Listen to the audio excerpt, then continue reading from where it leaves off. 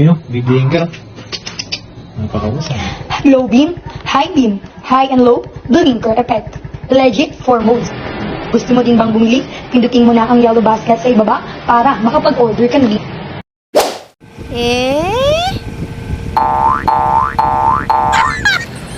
Uy!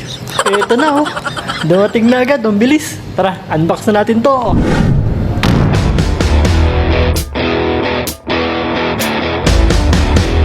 What?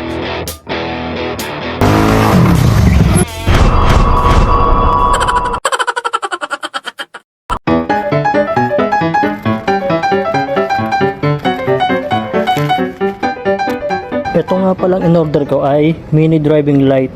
4 mode nga pala to guys. 30 watts na nga pala ito.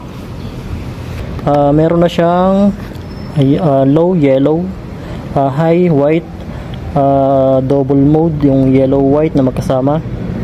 Tapos yung kanyang blinker, bali yun. Balikan natin kung ano lang.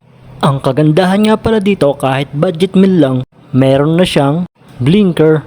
Dahil meron nga palang nabibili na mura lang, wala namang blinker. Bali dito kahit mura lang siya, kompleto na siya. Kaya nagustuhan ko rin siyang orderin. So nga pala kagandahan nito guys, meron na tong switch. Yan, bali meron siyang bracket. Tapos meron na siyang domino switch. Yan o. Saka ang ating LED light. Yan. Hindi ko pa pala siya masusubukan ngayon dahil medyo busy pa. Kasi meron siyang tornilyo. Pero yun guys, sa murang halaga meron na tayong MDL. Pag kinabit ko, papakita ko sa inyo kung malakas o hindi, o normal lang.